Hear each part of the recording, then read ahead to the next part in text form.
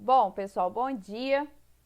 Eu vou começar a aula de hoje com esse slide aqui, com o mesmo PowerPoint que a gente estava na semana passada, sobre dinâmica e estrutura da Terra. Eu vou voltar um pouquinho no que a gente já comentou a respeito da tectônica global, sobre as placas tectônicas, sobre os limites das placas tectônicas, né? Que eu pedi a vocês também para fazer a leitura no livro. Isso aqui é muito importante, isso aqui costuma cair muito em prova. E alguns comentários aqui que eu não fiz na semana passada, eu vou deixar deixei para fazer hoje, né? Aí eu peço a vocês aí que anotem, peguem um caderno, sei lá, um livro, aproveitem já para abrir o livro na página 94, que é onde tem esse assunto. E vamos lá então. Pessoal, essa imagem aqui eu acho ela muito interessante porque ela mostra os três tipos de limite que vimos na aula passada. O limite divergente, representado aí pelo número 3, tá? Onde a gente tem aí como o principal limite divergente, o mais importante, né? Esse que está entre a placa sul-americana e a placa africana, tá? Que foi onde os pesquisadores, né, os cientistas descobriram a tectônica das placas, né? A teoria da tectônica de placas, tá? O, o movimento convergente, representado aí pelo número 2 e o número 4, tá? São os limites aí onde as duas placas se chocam, ao contrário do movimento anterior, que as placas se separam, tá? Qual é a diferença entre o número 2 e o número 4? O número 2, você tem uma placa oceânica, tá? Representada aí pela placa de Nazca, e uma placa continental representada pela placa sul-americana, tá? No livro, a gente tem o comentário a respeito desse movimento, tá? A placa de Nazca, ela vai afundar, ela vai mergulhar, tá? Ela é mais densa, né? Então, ela mergulha e empurra a placa sul-americana para cima, dando origem aí à Cordilheira dos Andes, tá? E no número 4, eu tenho duas placas continentais, tá? Essas duas placas se chocam da mesma maneira, mas as duas vão subir juntas, tá? Dando origem aí à Cordilheira do Himalaia, tá? E o ponto mais alto do planeta, que é o Monte Everest. Gente, eu queria que vocês anotassem aí uma coisa muito importante, que daqui a pouco tem a explicação, mas já podem chamar a atenção, que o número 2 e o número 4, que são esses movimentos convergentes, quando eu tenho aí a destruição dessa crosta, né? Eu tenho a formação de um movimento que a gente chama de orogênese, ou formação de cadeias montanhosas. Então, todas as vezes que aparecer, né, orogenia, orogênese, essa palavra orogênese, eu estou me referindo à formação de cadeias montanhosas. Se a gente reparar onde que vai se dar o movimento orogenético, né? No encontro de placas tectônicas, nas bordas das placas tectônicas. Então, já dá para a gente perceber o quê? Já dá para a gente responder. O Brasil não está no encontro de placas tectônicas. Então, aqui nós não temos, né, com muita intensidade, um tectonismo, um vulcanismo e nem cadeias montanhosas. Aí, de uma maneira bem simples, né, quando eu tenho aquela pergunta, se o Brasil tem montanhas, do ponto de vista orogenético, ou seja, do ponto de vista de encontro de placas tectônicas, o Brasil não tem montanhas, tá? Essa é a maneira mais simples de explicar esse raciocínio. Quando a gente entra na faculdade, começa a estudar mais a geologia, a gente vê outras coisas além disso, mas para o nível médio, a resposta é essa. O Brasil não tem cadeias montanhosas porque nós não estamos no encontro de placas tectônicas, então nós não temos orogênese, tá? Então, mais uma vez, orogênese é igual aí cadeias montanhosas, tá? E por fim, o movimento transformante, representado aí pelo número 1, tá? Que a gente já viu que o principal exemplo aí é a falha de San Andrés, tá? Tem aí mais ou menos aproximadamente 1.200 quilômetros, tá? De extensão, e é onde esse movimento lateral é um movimento caracterizado por acúmulo de energia, tá? Semana passada eu mostrei um vídeo para vocês sobre esses movimentos, tá? Para quem não viu, esse vídeo está postado lá no AVA, ou então para quem já viu também, aconselho a assistir novamente, tá? Alguém tem alguma dúvida sobre esses movimentos, sobre esses limites? Pode perguntar agora.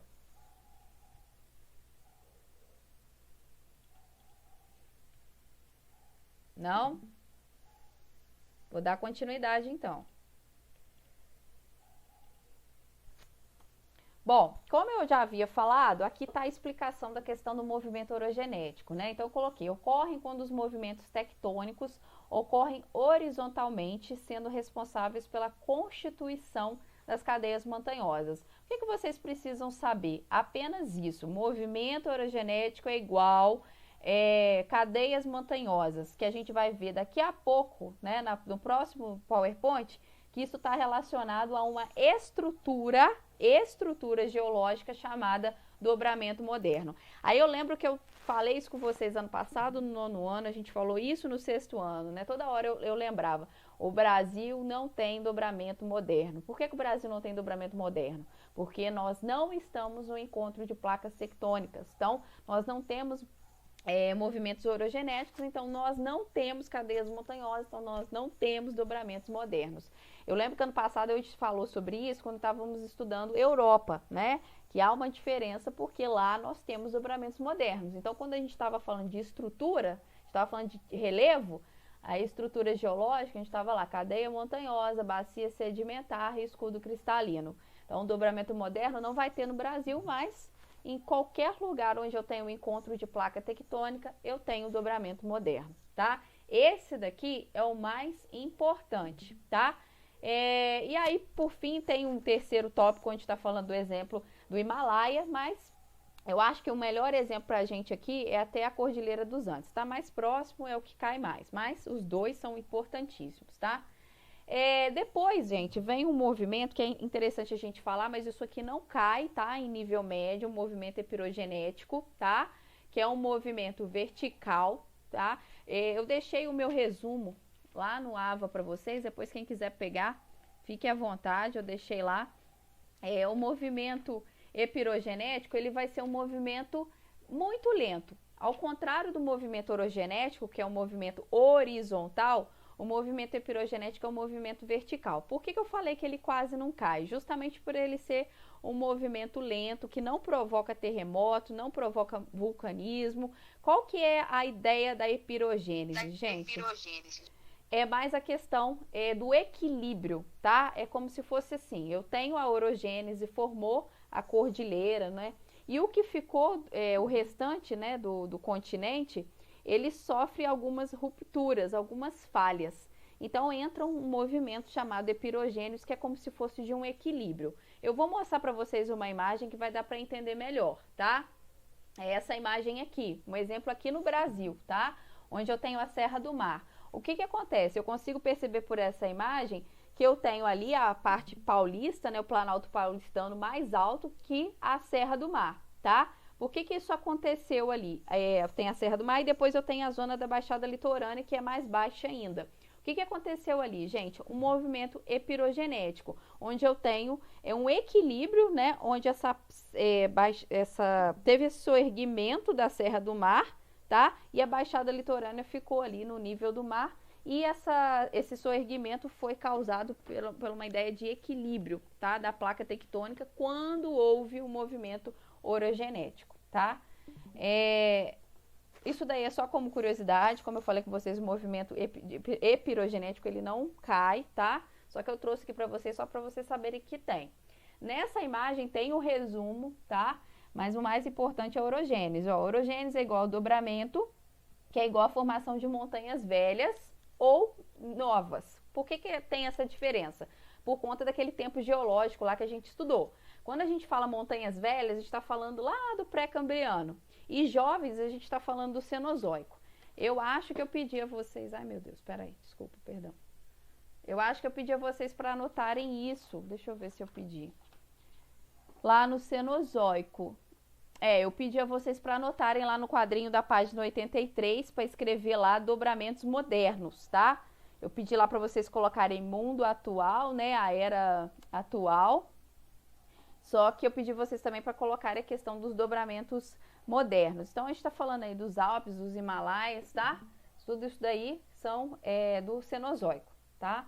Esse movimento ele vai acontecer obrigatoriamente, como eu já disse, nos limites convergentes. Então, no 2 e no 4, quando as placas se chocam, tá?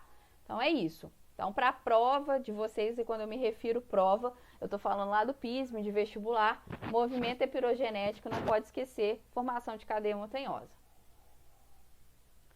Bom, sabendo disso, nós vamos para os agentes internos da Terra. Gente, eu coloquei muito slide aqui, tá? Muita coisa de curiosidade para vocês. O que vocês precisam saber, tá?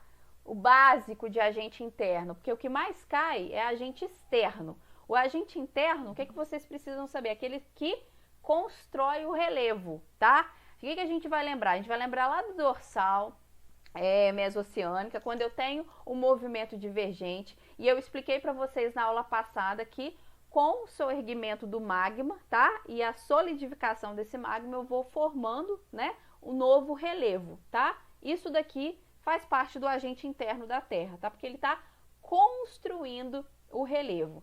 Quais são os agentes internos, então, do nosso planeta aí? São o vulcanismo e o tectonismo, tá? Então, o movimento tectônico, ele vai dar origem ao vulcanismo e o tectonismo, tá? Então, a gente tem os terremotos e os vulcanismos como aqueles que constroem, né, o relevo. Na verdade, constrói e destrói, né? Porque como a gente viu, dependendo do movimento, eu tenho também o rebaixamento da crosta, tá? Então, algumas áreas, elas são construídas e outras áreas são destruídas, tá? Então, o que vocês têm que saber é isso aí, que tá em vermelho. Os agentes internos constroem o relevo, tá? Então, aqui, explicando a diferença entre os agentes internos e os agentes externos, né? Qual outro nome que pode vir de interno? O nome do título desse slide, né? Forças endógenas, tá? Normalmente vai aparecer esse nome.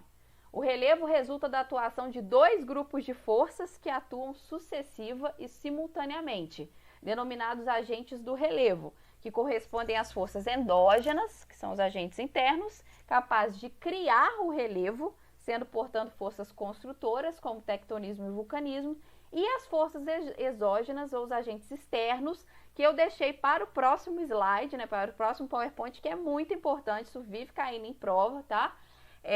Então, a gente vai ver separado, e são aqueles que vão modificar o relevo, tá?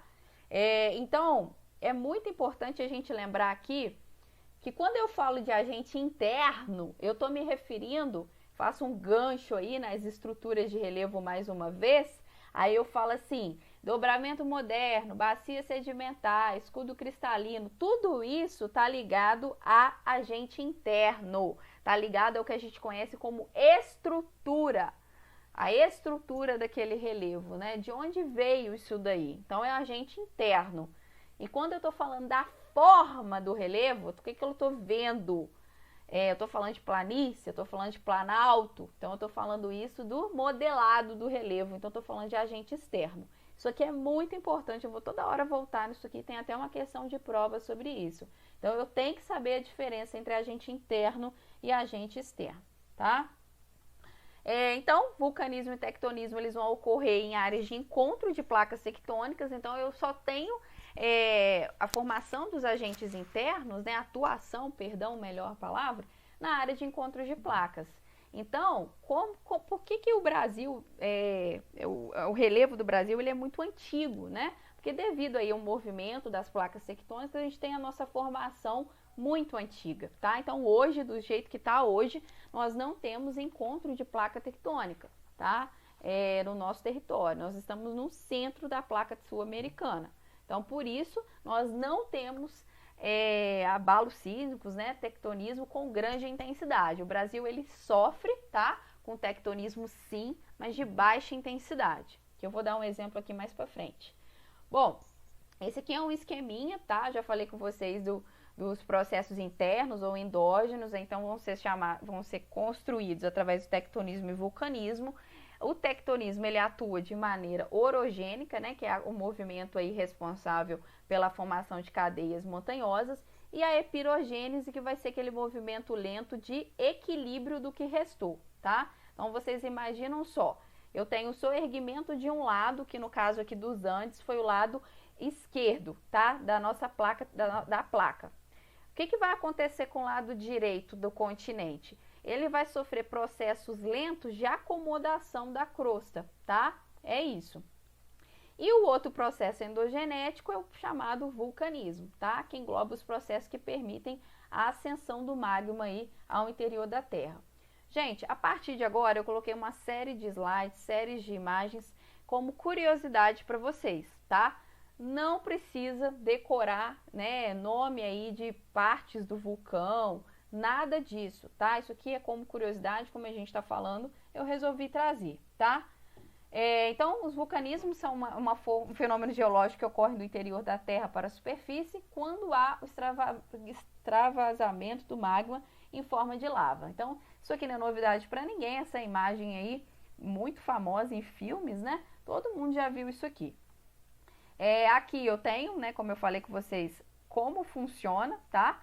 Abrange todas as manifestações de atividades internas em decorrência de alta temperatura e pressão das rochas. Então, naquelas áreas ali que eu tenho de encontro de placas tectônicas, eu posso ter, né, a ocorrência de vulcanismo, tá? Isso vai acontecer quando eu tenho uma pressão muito grande no interior do planeta, tá? Isso aqui, o movimento da lava, tá? Aqui, a partir do momento que ele sai, né, ele extravasa, né, na superfície, eu tenho aí a solidificação formando as nossas rochas ígneas ou magmáticas, tá?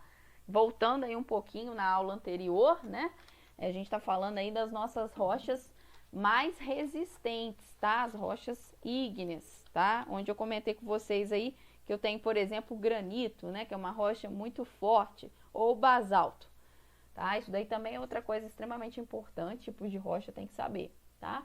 Então, aqui, por exemplo, essa imagem, eu tenho a formação aí da serra, de uma serra lá na bacia do Paraná. Isso daqui veio decorrente a movimentos antigos, né, das placas tectônicas que deram origem aí, após muitos milhões de anos, à formação dessa paisagem, tá? Bom, tô aqui continuando. Eu separei aqui como curiosidade para vocês o que a gente conhece como hotspot, tá? Isso aqui vocês já devem ter ouvido falar. O Parque Nacional de Yellowstone é um dos exemplos mais famosos de Yellowstone. E, na verdade, os hotspots, né? Eles são uma anomalia ali que vai acontecer no interior do planeta, tá? Na verdade, é uma anomalia térmica, surge entre o núcleo externo e o manto inferior com magma ascendente, quer dizer, é um pedacinho apenas, tá? Que vai soerguer para a superfície, mas na verdade vai ficar abaixo da litosfera. Então, eu vou mostrar num vídeo aqui para vocês, que é melhor do que eu ficar falando, né? O hotspot ele se instala abaixo da crosta, né? Então, ele vai estar na litosfera, mas a gente vai ter uma ilha, né? Constituição de uma ilha vulcânica. A gente vai conseguir ver a ascensão de muitos gases, tá? Mas não é exatamente um vulcão, porque ele não soergueu na superfície, tá? Vou mostrar aqui essa imagem lá do parque, para quem nunca viu.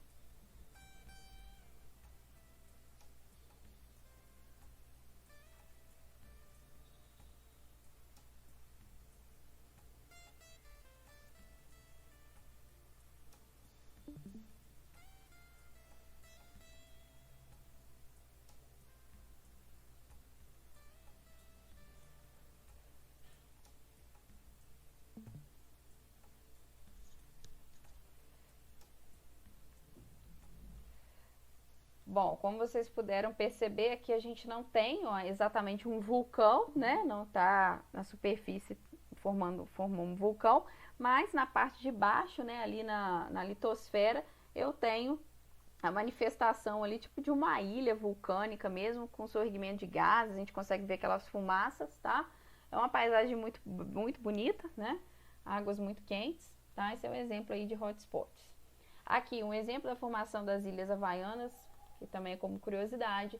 Essa famosa imagem da distribuição das cadeias vulcânicas, né? Onde tem aí a maior quantidade de vulcões ativos do mundo, tá? O chamado Círculo de Fogo do Pacífico, né? A zona onde a atividade sísmica é a mais intensa, né? Como eu coloquei aí, ocorre 80% do que acontece no mundo, tá? De onda sísmica, né? Tá nessa zona do fogo aí, tá? Continuando aqui alguns exemplos, tá?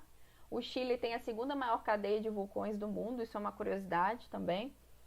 Na verdade, eu nem sabia, eu fiquei sabendo disso quando eu comecei a estudar isso aqui, né? Então, provavelmente vocês também não sabiam, né?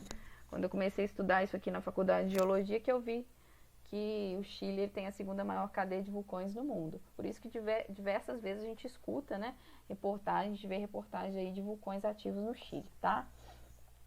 O nosso famoso aí, Monte Fuji, que a gente viu ano passado, tá? E vulcanismos no Brasil, né? O que a gente pode falar de vulcanismos no Brasil?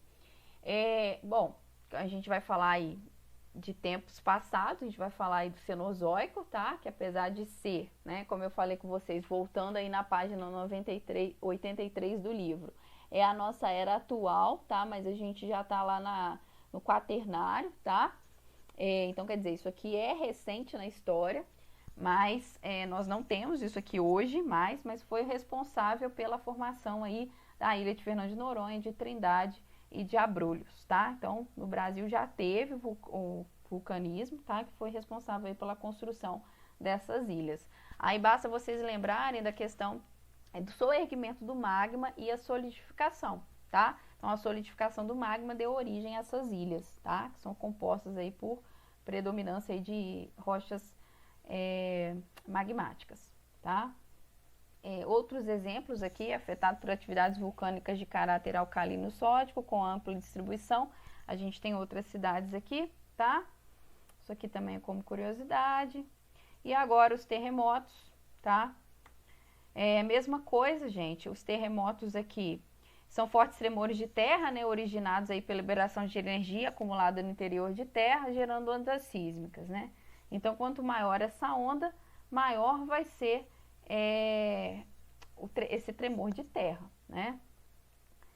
Então, eu tenho aqui esse epicentro, que é onde vai começar o terremoto na superfície, tá? Que vai ser a liberação dessa energia. E o hipocentro é o local no interior da crosta onde vai ocorrer essa liberação de energia. Então, a diferença, isso aqui também já vi caindo em prova, né? A diferença de epicentro e hipocentro é que o hipocentro está dentro, tá? E o epicentro, que é o que mais cai, está na superfície, que é onde vai começar ali aquele tremor de terra, tá? Aí a gente tem isso que eu comecei na primeira aula lá, falando com vocês sobre como que os cientistas estudaram, né, a estrutura da Terra, o interior do nosso planeta. Então, eu falei com vocês das ondas P, das ondas S, né? As ondas P são mais rápidas, em viagem em qualquer meio. As ondas S são mais lentas, que não atravessam aí qualquer líquido. Então, eu falei com vocês que através desses estudos das ondas dos terremotos que a gente teve o conhecimento aí da crosta, do manto e do núcleo, tá? Então, aqui a gente tem esses tipos de onda como curiosidade também. E a famosa escala Richter, né, que é onde o sismógrafo usa para avaliar ali a representação dessa energia sísmica liberada pelos tremores de terra. Então, quanto mais alto, quanto mais à direita, obviamente esse tremor é mais forte, tá? Ocasionando aí diversos prejuízos, tá? Em 1960, o Chile teve o maior terremoto registrado na história, um tremor de 9,5 graus na escala Richter, tá? Quer dizer, matou muita gente, tá? E como como eu já falei com vocês, o Chile, né, é um dos locais onde mais acontece terremoto, tá? Localizado aí no Círculo de Fogo, tá? Então, além de terremoto e vulcanismo, né, os dois tipos. Estados Unidos, tá? Uns exemplos. E o Japão também, né, que vira e mexe, a gente tem alguns casos aí recentemente, a gente teve um tsunami, tá, em 2011, que afetou o Japão, tá, matou muita gente lá. O Japão está localizado no encontro de placas, tá, Nepal também. Tem alguns exemplos aí para vocês.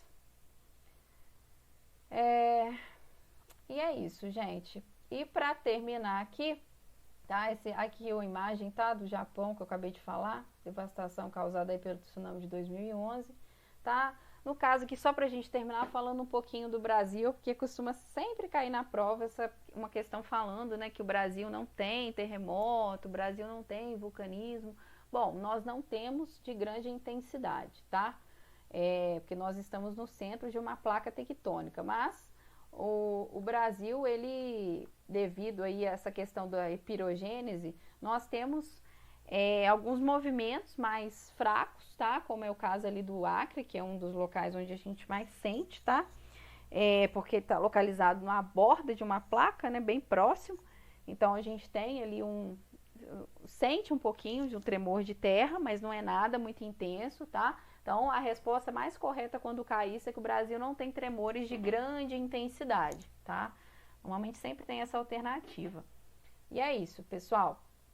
Alguém tem alguma dúvida sobre essa parte? Porque eu quero começar com agente externo, tá? Eu não vou falar sobre tudo hoje, não vai dar tempo, mas como só para frisar aqui, sobre essa parte que eu acabei de falar, gente, a maioria das coisas aqui que eu deixei para os últimos slides são como curiosidade, o que vocês precisam mais saber mesmo é o que são agentes internos e o que são agentes externos, tá? Alguém quer perguntar? Não? Então tá. Então, Professor, oi.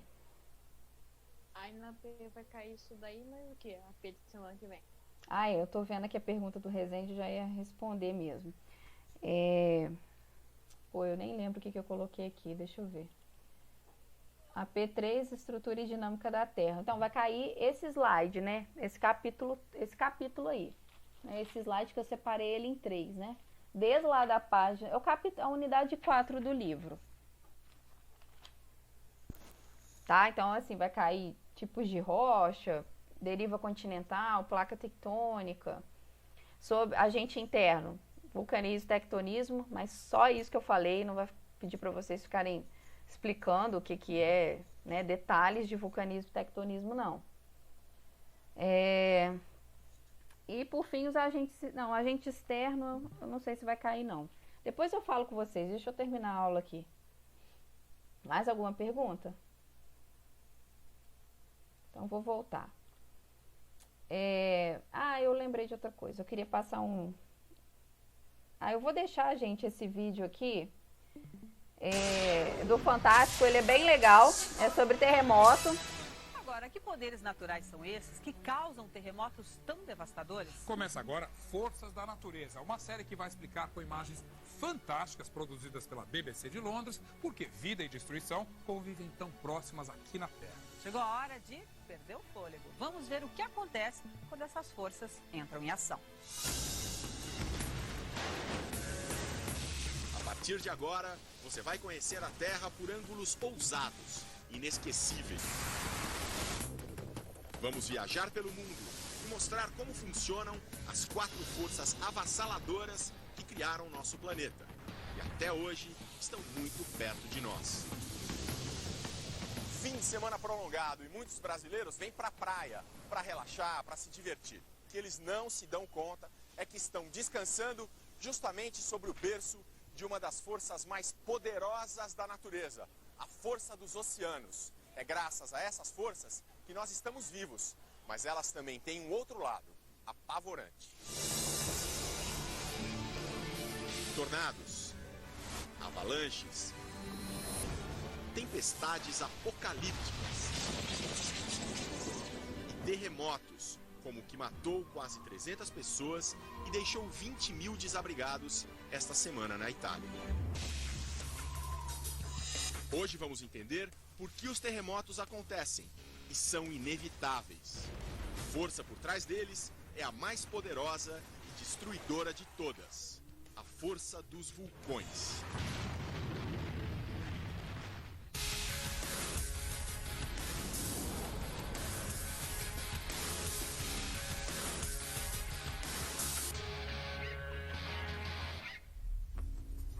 Nossa viagem começa na Etiópia, no leste da África. Uma das regiões mais quentes e remotas do mundo.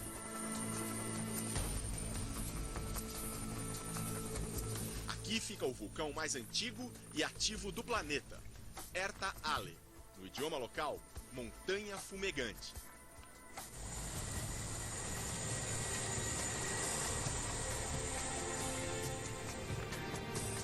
Este é um lago gigante de lava, um dos únicos do mundo em atividade permanente. O líquido que borbulha é feito de rochas derretidas, vindas das entranhas da Terra, a quase 1200 graus Celsius. E se de dia as imagens já são arrebatadoras, à noite a montanha revela seu maior segredo. Acelerando estas imagens, cientistas descobriram que o lago se movimenta de uma forma intrigante. A lava jorra sempre de um lado da cratera e vira uma crosta escura quando entra em contato com o ambiente. A crosta é então carregada por um fluxo próprio do lago, até que afunda e vira lava mais uma vez. Segundo os cientistas, é exatamente assim que o calor se comporta nas profundezas da Terra. E é por causa dele que toda a superfície do planeta está em transformação constante.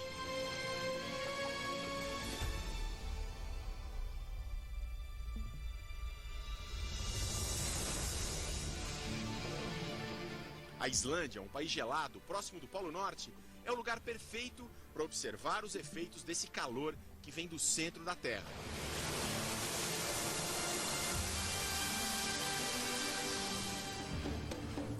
Veja esta fenda geológica no Parque Nacional de Thingvellir. A fissura rasga a ilha e segue até o fim do horizonte. E esse cenário é apenas a borda de uma estrutura incrivelmente maior.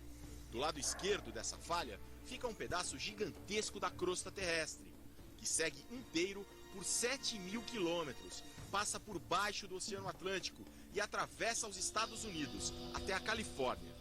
Esse pedaço enorme de terra é chamado de placa tectônica, a placa norte-americana. A superfície do nosso planeta é dividida em 7 placas. Se todo o Oceano Atlântico fosse esvaziado, essa fronteira que corre no fundo do mar ficaria aparente, até surgir por cima das ondas e virar paisagem na Islândia. Houve um dia em que esses 2 pedaços de terra eram um só. A fenda é resultado da ação das forças do centro da Terra.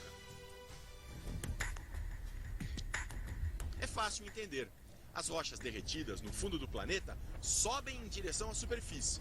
E quando chegam logo abaixo das placas, seguem em sentidos opostos, até que perdem calor e voltam para as profundezas de onde saíram. Esse processo vai esgarçando trechos da crosta terrestre. E é isso que, muito lentamente, faz com que os continentes se movam.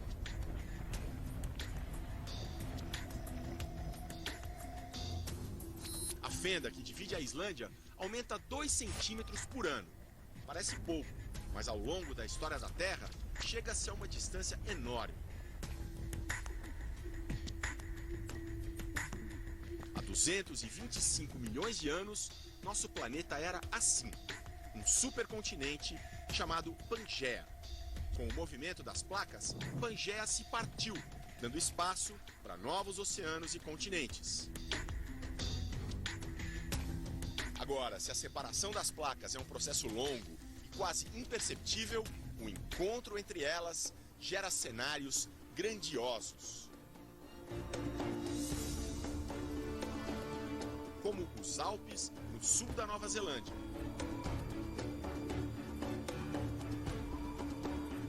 Há dezenas de milhões de anos, a Nova Zelândia era só um conjunto de ilhas pequenas. Foi a colisão entre as placas do Oceano Pacífico e da Austrália que fez as ilhas se juntarem, costuradas por uma cadeia gigantesca de montanhas.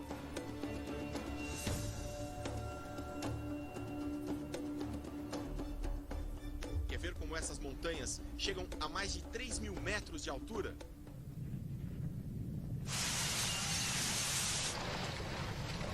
Os terremotos são o outro lado dessa força que vem do centro da Terra.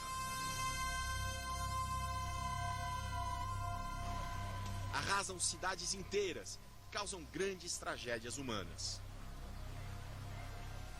Os terremotos acontecem justamente quando as placas tectônicas entram em atrito. Quando a pressão acumulada por essa fricção é liberada na forma de vibrações, a Terra treme, tudo em volta fica abalado. Nesse ponto, o Brasil tem sorte. O Brasil está numa região que é centro de uma placa tectônica, na placa sul-americana. Então, os grandes terremotos ocorrem nas bordas, onde uma placa roça na outra e onde a crosta é mais fraca. Mas de vez em quando acontecem tremores leves. Rio Grande do Norte, no Ceará, no norte de Mato Grosso. Por quê? Nenhum lugar da Terra é absolutamente 100% estável. Há regiões no Brasil onde a crosta é um pouco mais fraca e com a movimentação das placas, essas regiões mais fracas podem sofrer trincas, digamos assim. Nada comparado ao que aconteceu em outubro de 2005, quando um terremoto mortal atingiu os Himalaias, no norte do Paquistão. Foi nessa região totalmente destruída que os cientistas identificaram outra consequência do tremor. Imagens de satélite revelaram que as montanhas mais próximas do epicentro, destacadas aqui em vermelho e amarelo, cresceram até 5 metros durante o terremoto. Esse processo, repetido milhares de vezes ao longo de milhões de anos, fez dos Himalaias a maior cordilheira do mundo.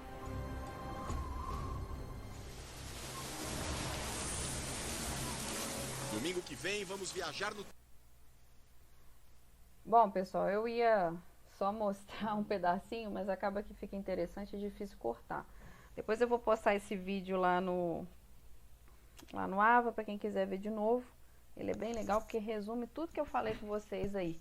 Então não esquecer, tá, desse processo de convecção aí, tá, do movimento das placas, isso é muito importante.